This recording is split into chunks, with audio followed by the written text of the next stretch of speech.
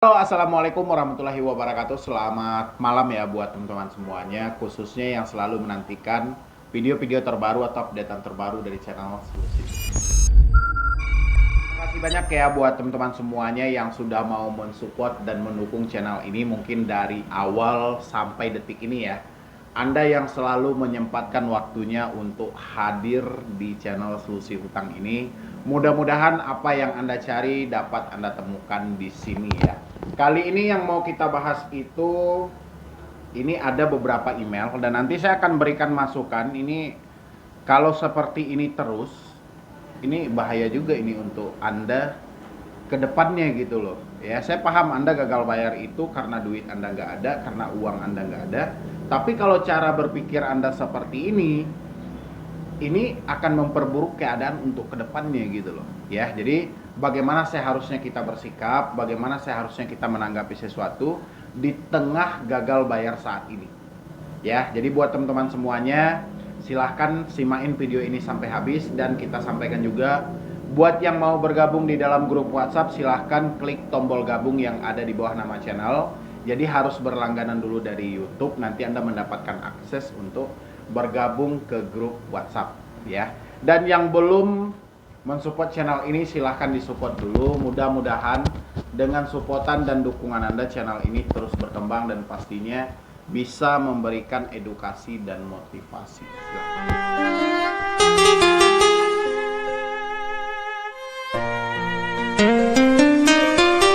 Ini ada beberapa email ya yang sengaja saya kumpulkan di sini, tapi saya tidak usah dimunculkan ya, karena rata-rata juga mereka tidak mau sebenarnya namanya di publik gitu loh. Jadi kadang saya heran juga, Anda bertanya ke saya ingin jawab, bukan saya ngontenin pertanyaan Anda tidak, tapi saya pengen satu pertanyaan ini, saya yakin di luar sana pasti akan membantu ribuan orang gitu loh. Ya. Jadi kalau tiap email saya jawabin secara pribadi, ya, mungkin ya satu yang bertanya satu aja yang terjawab gitu loh. Nantinya pertanyaan yang sama muncul lagi, pertanyaan yang sama muncul lagi, makanya saya jawab melalui video dan bisa mewakili ribuan orang di luar sana. Ya. Oke, simain sampai habis. Mohon bantuannya, ini dari MT. Bang, saya kan punya tunggakan di Kredivo, itu tinggal 3 bulan lagi. Cuma tunggakan yang kedua, DC Kredivo datang terus.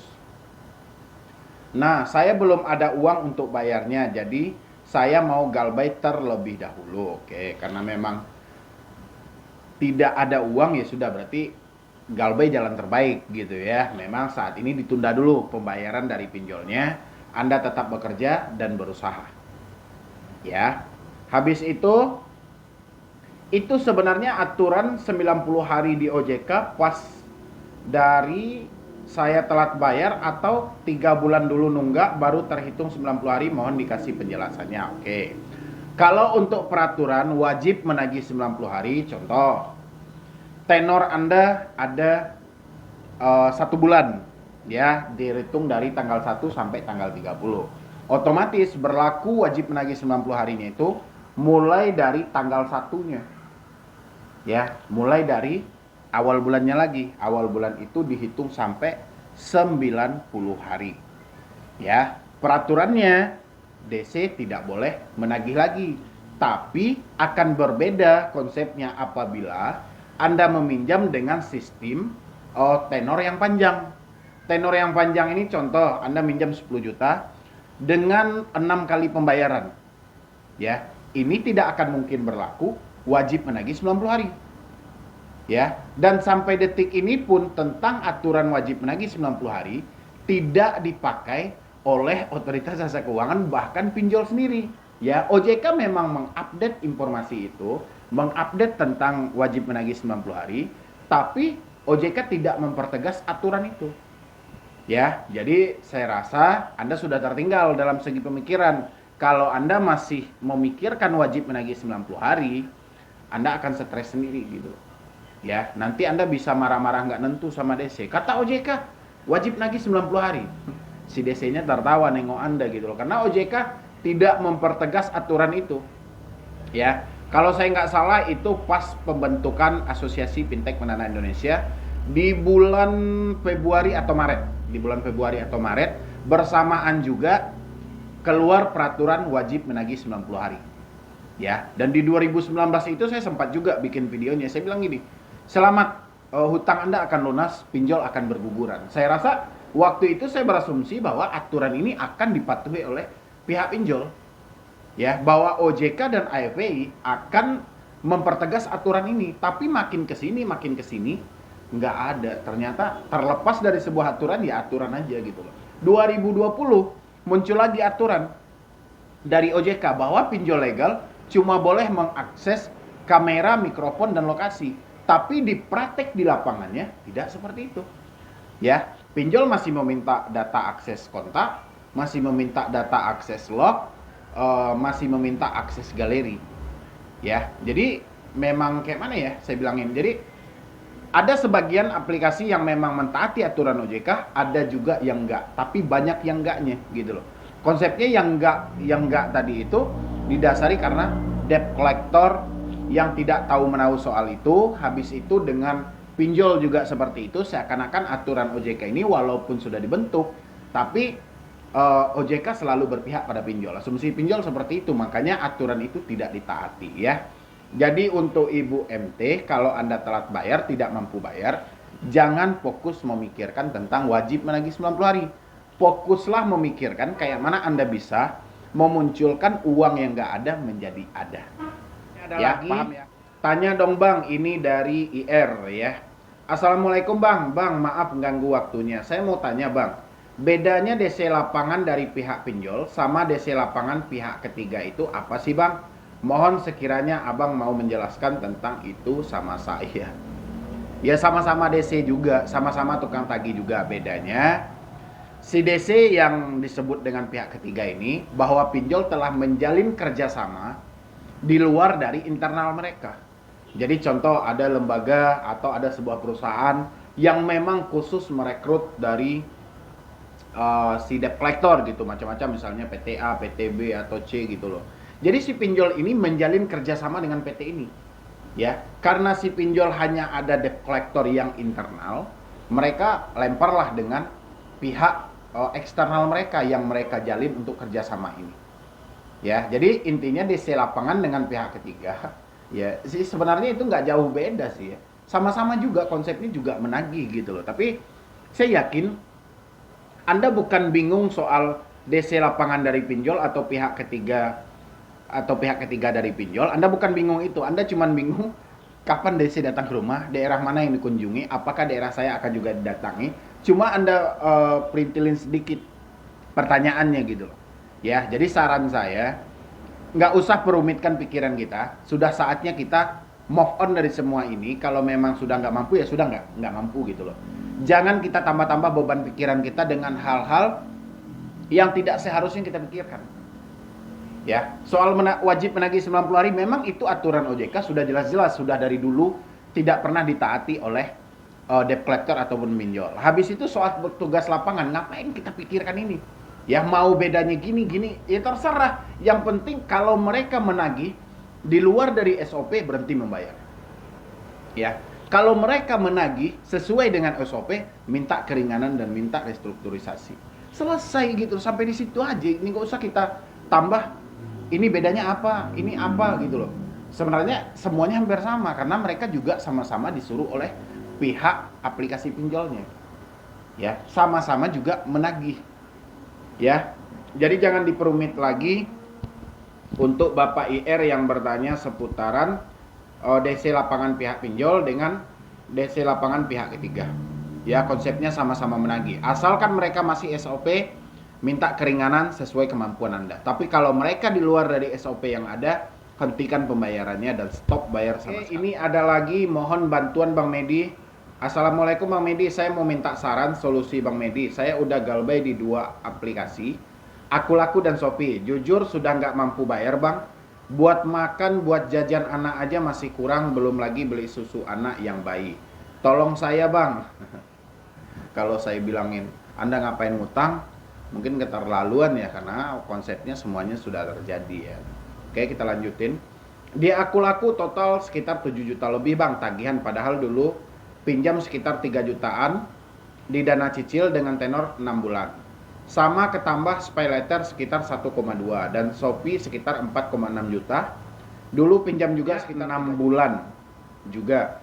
Sampai sekarang masih diteror terus, mau didatangi DC, mau minta uang pelunasan ke ortu saya lah, macam-macam WA-nya bang, banyak banget sampai nggak kebaca. Kira-kira kalau saya udah nggak mampu, apa bakalan diteror terus atau didatangi DC terus bang sampai bertahun-tahun? Itu nggak usah Anda pikirkan. Kalau soal diteror ya pasti. Kalau saat ini itu mengganggu banget dalam diri Anda, sesuai dengan si DC mungkin saya pernah dengar ada rekaman DC dengan debetur. DC-nya bertanya gini, ada nggak perjanjian untuk Anda gagal bayar? Si DC-nya bilang gitu. Kita juga bisa bertanya dengan si DC-nya, ada nggak perjanjian ketika saya telat bayar Anda menteror saya? Anda menelpon saya berulang-ulang kali. Anda terkadang mengancam-ngancam saya. Kita bisa bertanyakan itu. Ya, jadi jangan sampai kalah debat. Saya lihat ada di salah satu media sosial juga. Jadi di situ si DC-nya menekan si debeturnya gitu. Ada nggak perjanjian? Saya ini juga orang hukum loh, kata si DC-nya gitu. Tapi konsepnya di situ kan OJK menyampaikan dilarang menagih menggunakan tekanan fisik maupun verbal. Di situ jelas dia melakukan tekanan fisik dan verbal juga. Ya, jadi terserah mau DC apa kayak terserah, mau DC pinjol besar, pinjol kecil. Kalau tidak sesuai SOP, stop bayarnya. Kalau Anda merasa diteror, diintimidasi, diancam-ancam melalui WA, putus komunikasinya. Cabut kartu Anda, reset HP ke setelan pabrik. Jangan dinikmati gitu.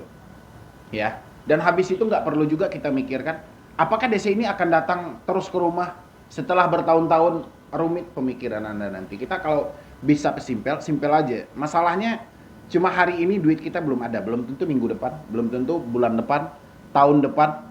Ya, jadi jangan diperumit keadaan saat ini dengan Anda memikirkan apakah DC akan datang ke rumah. Ya terserah lah DC mau datang ke rumah mau enggak. Itu kan pekerjaan mereka. Mereka juga diperintah oleh perusahaannya. Ya, ini buat teman-teman tolong dipahami nih yang baru-baru telat bayar, baru gagal bayar. Jangan sampai kita gagal fokus gitu loh. Fokus kita untuk membayar hutang, bukan memikirkan DC datang ke rumah. Soal DC datang ke rumah itu urusan perusahaan mereka. Ya, mereka mau ditugaskan kemana, ke rumah siapa, data siapa. Ya, karena yang menanggung biaya mereka adalah perusahaan. Tugas kita itu cuma satu, bayarkan kalau ada uang. Kalau nggak ada uang ya sudah. Kalau kita merasa diteror, stop. Merasa terancam, putus komunikasinya. Udah selesai sampai di situ. Ya. Jujur kalau habis lihat video Bang Medi, saya bisa tenang Bang, nggak ngerasa takut lah. Tapi selang beberapa hari mental saya drop lagi, jadi nggak tenang. Ngapain nggak nyaman, keingat lagi Bang, tolong bantu saya gimana Bang. Ini makanya saya bilangin, kalau soal gagal bayar pinjol, itu perkaranya simpel, putus komunikasinya selesai. Tapi perang dengan batin dan pikiran Anda, perkaranya yang rumit. Ya, jadi meskipun nomor sudah dinonaktifkan, sudah diganti, pikiran masih takut. Dia bilangin di sini, nanti kalau ingat lagi takut lagi, ingat lagi takut lagi. Ingatan itu ada dalam pikiran. Ya, makanya jangan dipikirkan hal-hal yang menakutkan diri Anda. Resiko gagal bayar itu sudah tertulis dalam peraturan OJK. Tidak ada hubungan dengan ancaman dan tekanan yang dilontarkan oleh debt collector. Ya, terus ngapain Anda membayangkan sesuatu yang nggak ada? Membayangkan DC datang ke rumah, menarik aset Anda, membawa polisi, membawa Anda ke jalur hukum. Ngapain Anda bayangin hal itu? Kan bisa aja Anda bayangin, ya sudah saya nggak mampu, saya terima nih resikonya. Yang jelas sesuai dengan peraturan yang berlaku. Ya sudah gitu loh. Bukan karena ucapan DC ataupun perintah dari pinjol. Ya, pinjol ada di Indonesia ini karena diizinkan oleh pemerintah kita. Jadi dia harus mentaati aturan yang berlaku di negara ini. Ya, itu buat teman-teman semuanya. Terima kasih, saya terus Bang Medi, panjang umur, banyak rezeki, jadi orang yang beruntung di dunia maupun akhirat dan bisa selalu membantu orang yang membutuhkan. Amin. Dan saya harap Anda jangan memikirkan hal-hal yang menakutkan diri Anda lagi buat kedepannya. Begitu juga buat teman-teman yang lainnya yang mau bertanya, silahkan isi di kolom komentar apa yang mau Anda tanyakan, atau Anda bisa langsung masuk ke Instagram saya @medibroni ataupun media sosial saya yang lainnya, bisa di snack video juga bisa, solusi hutang MB atau TikTok juga boleh. Ya, silahkan Anda follow dan silahkan bertanya. Via email juga boleh, medibroni091@gmail.com. Ya, silahkan isi pertanyaan Anda, silahkan ditanyakan. Kalau pertanyaan Anda menarik, pantas untuk saya bahas, saya akan bahas. Karena satu pertanyaan saya yakin akan membantu ribuan orang di luar sana. Ya, jadi sekian dulu dari saya, Medi Broni. Wassalam.